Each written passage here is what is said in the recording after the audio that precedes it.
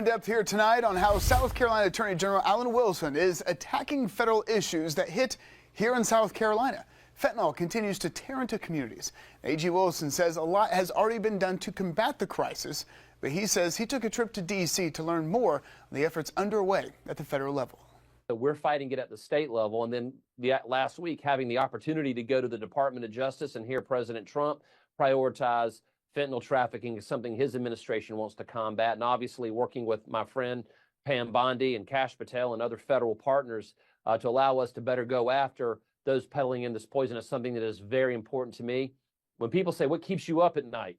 It's the fentanyl crisis. You know, it is something that is very, very dangerous. It is affecting and destroying real lives here in South Carolina, and we're going to go after it. Now, the AG went on to say a key aspect to end the opioid crisis is to make sure local law enforcement is doing everything they can to aid federal immigration agents. He even recently wrote an op-ed on that opinion.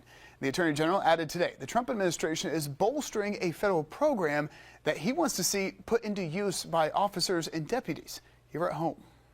A lot of the fentanyl, a lot of the illicit drugs are coming in with the support of Mexican drug cartels and gangs like MS-13 and Tren de Aragua. This allows local law enforcement to support those immigration efforts to get those people out of our state permanently and forever. So again, this is a multi-pronged attack against that type of illegal conduct, and that's what we're working with our federal, state, and local partners to try to do that and keep our state safe.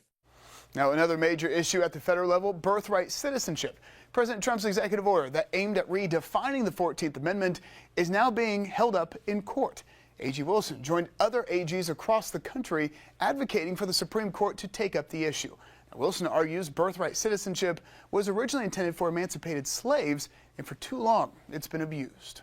It was to right a wrong. It was not intended to convey citizenship to the children of diplomats or to the children of foreign nationals who happen to be here when they have a child, and then they anchor themselves and their child in this country forevermore. That wasn't the intent of the constitutional amendment. Now, over the last 160 years, that is how people have interpreted it, but that's not what it was written for. That's not why it was passed.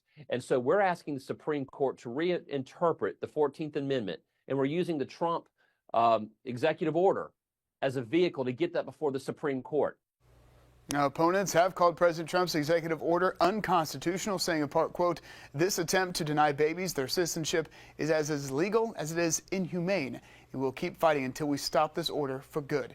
That came from the ACLU. Now, cases concerning President Trump's executive order have now arrived at the Supreme Court. The Trump administration has asked the High Court to take up the issue as well after the order was blocked by 3 federal judges in 3 different states.